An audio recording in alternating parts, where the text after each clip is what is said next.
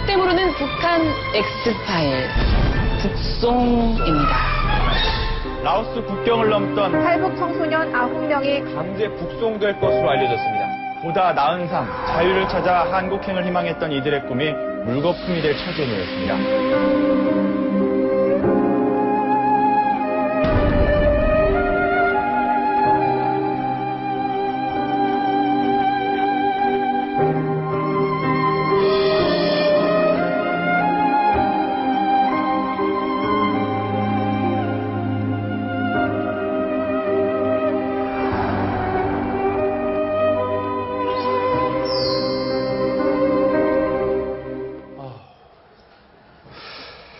자, 지금 강제 북송에 관련된 이야기가 또 나왔습니다. 얼마 전 우리 청소년 9명이 라오스에서 이제 북송을 당하고 나서 북에서 우리가 납치해서 강제로 데려가는 건 이제 구해왔다라고 해서 이 소개를 하고 있더라고요. 참 기가 막힌 일입니다. 자, 여기 계신 분 중에 북송이라는 걸 당해서 감옥에 가보신 적이 있는 분 손 들어주십시오. 그렇게 많아? 자, 은주 씨도 북송 당해본 적이 있다고요? 네, 그렇죠. 저희도 이제 북한에 있을 때 정말 정치적이거나 아니면 김일가에 대한 아무런 그런 안 좋은 개념이 없었지만 그냥 진짜 단순히 배고파서 탈북했었고 이제 엄마가 중국에서 인신매매자한테 팔려서 시골에서 살고 있었어요. 근데 어느 날 밤 3년째 됐나 어느 날 밤 중국 경찰이 닥쳐서 저희 3명 언니, 엄마 저 이제 한꺼번에 잡혀서 북송되었었죠. 주순영 씨도 북송 경험이 있죠? 네, 있습니다. 97년도에 바로 북한이 가장 어려웠던 시기에 5천 명의 연예인들, 지방에 있는 연예인들 모두 다 평양에 이렇게 모여서 5천 명에서 동평양 대극장에서 마지막 대공연을 했습니다. 그런데 공연이 끝날 때마다 이렇게 선물을 받았는데 그때는 중고 자전거를 준다. 근데 10개월이 끝나서 김정일 앞에서 공연을 했는데 자전거를 못 받았습니다.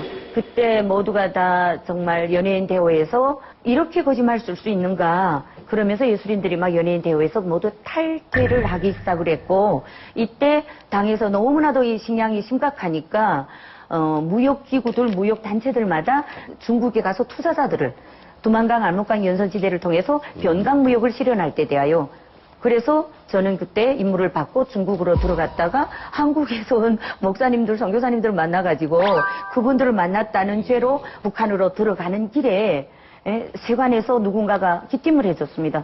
북조선 쪽에서 지금 보위부가 체포소가 지금 기다리고 있다.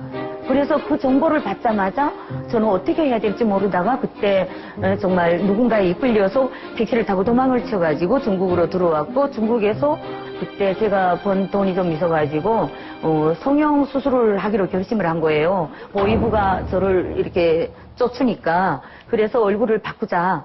그래서 그때 조선족 호적을 사고 그리고 호적 주인의 사진을 가져가서 성형병원에 가서 이 얼굴 좀 바꿔달라. 그랬더니만 깜짝 놀라는 거예요. 남들은 이쁘게 해달라고 수술하러 오는데 이 얼굴처럼 바꾸면 미워지겠는데요. 살아야 되니까. 그때는 제가 이렇습니다. 저는 그래서 이 얼굴 바꿔주면 됩니다. 미보지도 괜찮다고. 그래가지고 그때 막 발을 동동 굴러가지고 수술을 했고 막상 수술하고 나니까 너무 어쩌고니 지금 미운 거예요. 그래가지고 아무리 그래도 그렇지 이렇게 믿게 만들어놓으면 어떡해. 그래가지고 막 통곡을 했습니다. 그래도 내가 체포되지 않을 것이다. 그래서 안전하게 이제는 생각하고 식당을 차린 거예요. 돈 벌어서 조국에다가 보내면 중국에서? 조국에서 나를 용서할 것이다. 이렇게 생각을 하고 그러다가 돈을 좀 잘 벌었습니다. 그러다가 신고를 받아가지고 저 사람이 북조선 여자다. 그래서 체포돼서 저는 북조선까지 한번 식당은 어느 쪽에서 했어요? 영변에서 했습니다. 세상에 통 크십니다. 얼굴이 바뀌었으니까 아무 생각이 없었습니다. 조선적으로 신분을 바꿨으니까. 근데 한간에 그런 말을 하시는 분도 있어요.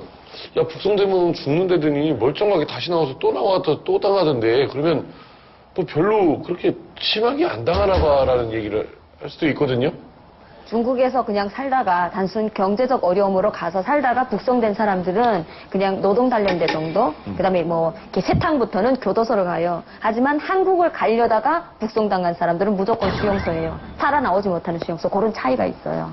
예, 그래서 그 신문 과정에 있어서 한국 사람을 만났냐, 한국 사람을 만났던 사람들은 한국을 가려고 우도를 한 사람들이 많기 때문에 그래서 그런 신문을 많이 하는 거예요. 그냥 나와서 있는 사람과 예. 한국을 올려다 잡히는 사람의 북송의 차이가 있는 거예요? 그래서 신문 과정에 나오니까. 그래서 만약 잡히면은 어떤 경로를 통해서 북으로 넘어가요? 잡히게 되면. 일단 중국에서 중국 공안들한테 잡혀서 그 도문 수용소라든지 이런 수용소에 먼저 감옥에 있다가 예. 그다음에 한 10명, 20명 모이게 되면 북한으로 이게 어느 보내는 정도 거죠. 인원이 찬 네. 다음에 이제 인솔자가 나오는 거예요? 거기. 저희는 중국, 그러니까 연변 쪽에서 잡혔는데 저희가 처음에 잡힌 곳이 왕청이었어요. 그래서 왕천. 네, 왕청 그 경찰서에서 잠깐 조사를 받고 파출소죠. 두 번째로 이송된 거는 중국 도문 변방대 거기에서 한 보름 정도 있고 도문 그 세관을 통해 가지고 북한 원성으로 나간 거예요. 원성으로 나가면 바로 조사하는 종성 보위부가 있어요. 그래서 거기서 간단한 조사를 일주일 정도 하고